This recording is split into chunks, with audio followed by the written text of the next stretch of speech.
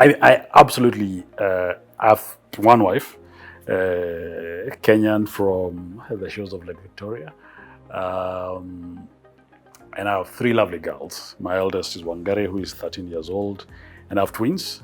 So I have Adero, McKenna, and Jerry. So those are the and my wife, of course, Helen. That's my universe, so to say. Of course, I've got two brothers and I've got lots of relatives in a typical Kenyan setup. Um, but I'll speak about my immediate family, which is, and I guess it's a cliche when everybody says family is important. But I guess the importance of family is dictated by what do you do with them. I spend a lot of time with my family, and it's very deliberate. I'm an avid sports person. I played rugby in high school and university. I work out. I enjoy squash. I play golf. Whether I enjoy golf is the jury is still out. But for example, when I was in South Africa, when I moved to South Africa in 2005, I picked up golfing. I had not played golf before I picked it up. And I played a little bit. And then my daughter was born, so who's 13 years old now. And I realized that if I continued playing golf, then I would miss out a lot because when you're working Monday to Friday, then Saturday and over the weekend you're potentially playing golf. And I realized if I do that, then it's not gonna work. I dropped golf. I didn't touch golf. I didn't touch a golf club from 2007 when my daughter was born to literally last year, 2019, is when I picked up my golf clubs again. That was a choice. It was a deliberate choice because I said I want to spend time with my family, with my kids as they're growing up.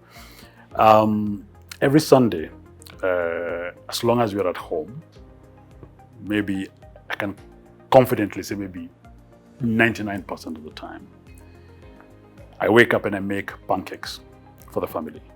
So, because Sunday is the one day we all have breakfast together because of the week and everything.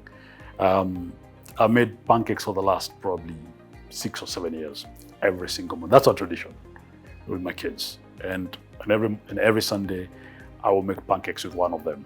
So they've learned how, it's been a learning experience for them. We try all sorts of different recipes.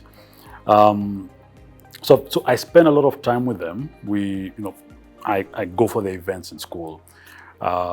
We take time out and travel the country so that they can experience it. I spend time with my wife. We try and have quality time. When the kids come in, they kind of scuttle everything, but you try and have quality time. So I think for me, the point I make is I'm very deliberate with my family time. They understand that I have to work and that work is important. But they also know that when daddy is spending time with us, he's fully there. When I get into the house, I put my phones in the study and I leave them there. You'll not find me with my phone on the dining table or when you're watching TV. I'm not going to be multi-screening. That's because I want to be present. When we do things together, we want to, So and that has been great. It's good. Kids grow very quickly. And if you're not there in the early stages, you'll never catch up because they grow now. They're all, one is a teen, the other two are very close. And you can see them beginning to push daddy aside. They want to do their own thing. And that's okay because I spend time with them. So it kind of works. We joke. They give me feedback. They call me Mr. Grumpy Face sometimes because I can be very, because of my impatience. Sometimes I can get annoyed very quickly. But I'm happy I've invested that time with my wife and my kids. I prioritize them very deliberately. Yeah, we learn together. We cook together. We do a lot of things together.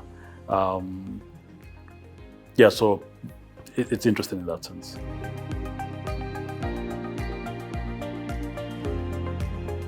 I think work-life balance is a myth.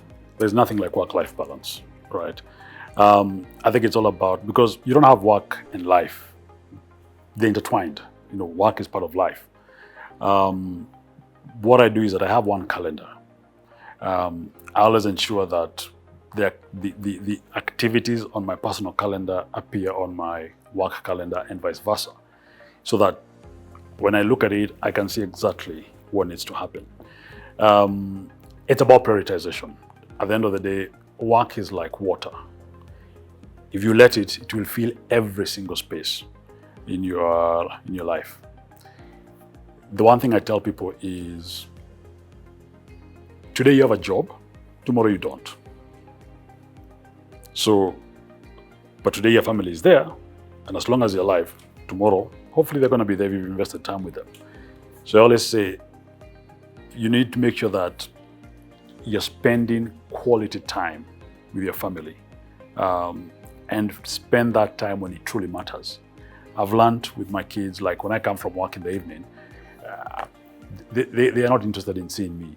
They've had a long day at school, and we give them about an hour of TV every day, give or take. And they take 30 minutes before dinner and 30 minutes after. If I try and barge in those 30 minutes, they are least interested, right? So I've learned that. So rather than check a box and say I'm going to sit with them and you're watching TV, they don't want me there. So I take that time to either catch up with my wife or go work out, right? So work-life balance is a myth. What I would say is you need to schedule, be deliberate with how you schedule your life. And then once you schedule time for work, it's time for work. Once you schedule time for family, it's time for family. Unless you're a doctor where you need to deal with life-threatening situations because somebody's going to die or something like that, very few of us have any excuse. There are very few decisions which, if they're delayed to the next day or Monday morning, will have material impact. And when those do arise, then it will be evident and clear. But schedule time for work and give it your best. Schedule time for family and make sure that nothing comes into that space. Then you'll have work-life effectiveness, not work-life balance.